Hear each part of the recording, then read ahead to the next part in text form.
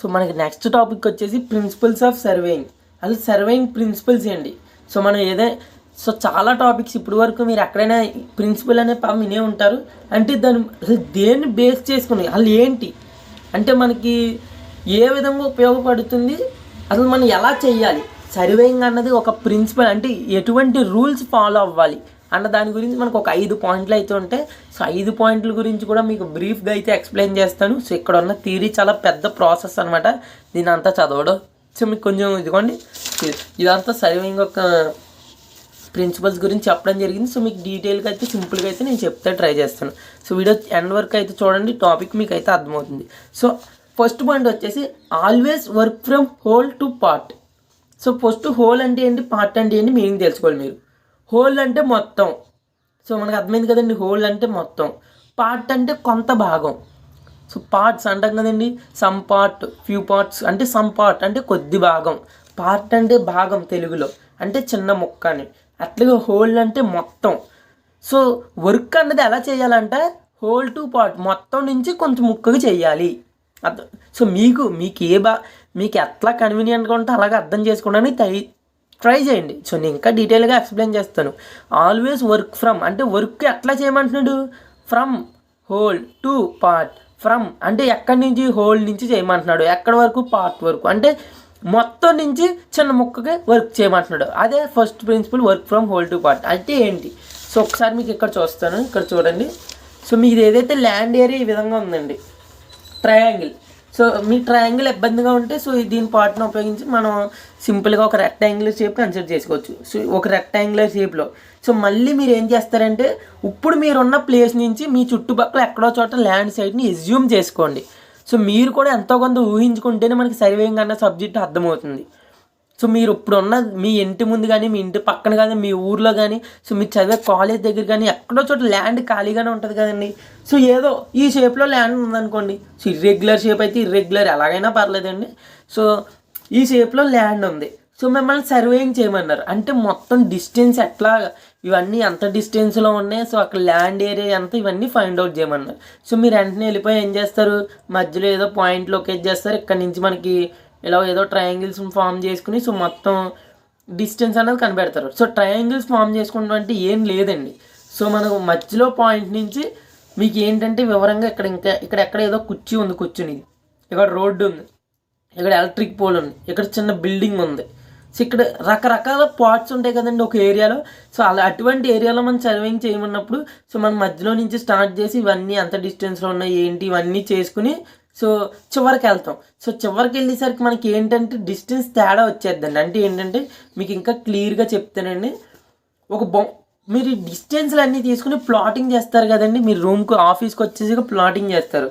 So మీకు first boundary distance తెలుసు, ఈ బౌండరీ డిస్టెన్స్ ఏదైతే ఉందో ఇది మీకు తెలుసు.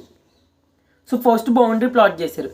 సో లోపల ఈ పార్ట్స్ మీరు ఇండికేట్ చేసినప్పుడు ఏమవుతుందంటే మీరు తీసుకున్న బిల్డింగు ఈ విధంగా వస్తుంది. ఇది బిల్డింగ్, మీరు ఏదైతే మెజర్మెంట్ తీసుకున్నారో ఇది బిల్డింగ్. సో బౌండరీ దాటి వెళ్ళిపోయింది మీ బిల్డింగ్. అసలు ఇన్సైడ్ బౌండరీ మీరు ఇల్లు ఉంటే మీ బౌండరీ దాటి బిల్డింగ్ వెళ్ళిపోయింది అంటే మీరు సరిగ్గా చేయలేదు సర్వేయింగ్. సో డిస్టెన్స్ తప్పు వచ్చినాయి. సో ఇటువంటి డిస్టెన్స్ మనకి మధ్యలో నుంచి చివరికి చేసేసరికి ఏంటంటే ఎక్యుములేట్ అయిపోతాయి అనమాట ఎర్రర్స్. అంటే మనం ఇక్కడ చిన్న డిస్టెన్స్ రాంగ్ తీసుకున్నాం అనుకోండి, ఇది ఇంకా పాక్కుని ఇక్కడ దాకా ఎఫెక్ట్ అవుతుంది. ఇక్కడ చిన్న ఒక లెంత్ చైన్ మర్చిపోయామనుకోండి, ఇలా పాక్కుని ఇలా పెద్దది అయిపోతుంది.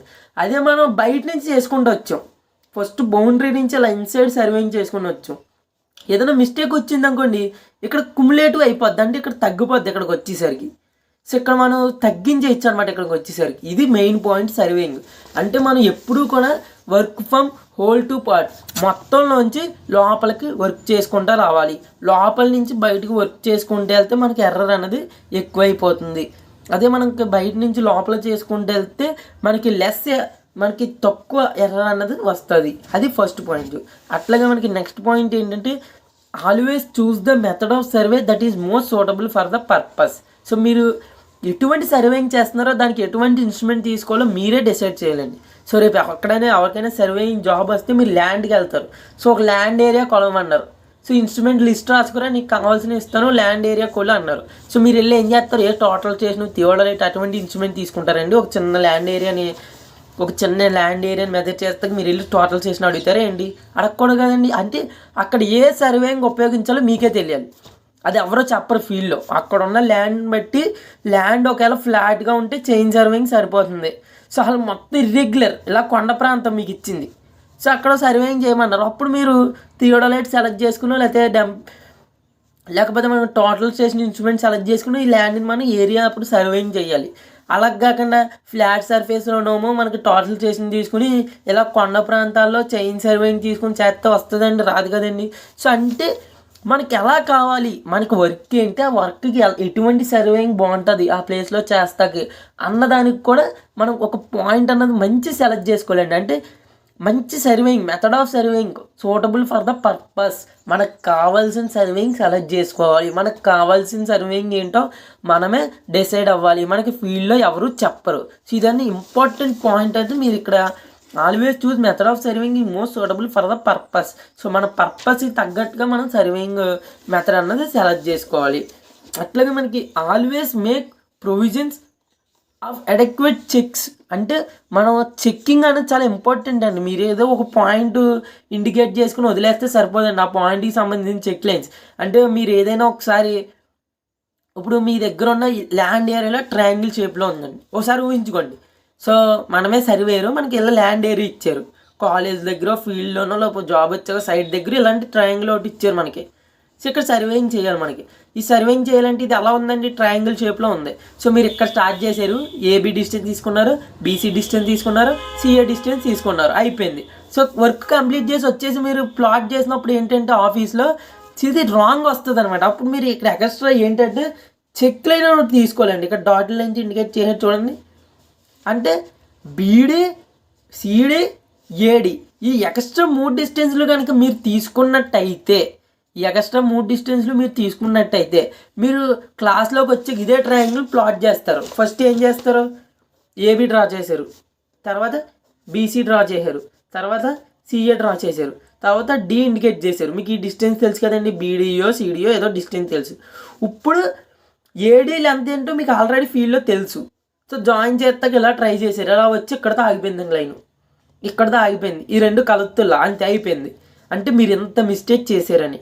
అదే ఇదంతా కలిసిపోయి ఇంకా బయటకు వచ్చేలాగా, సో తప్పు.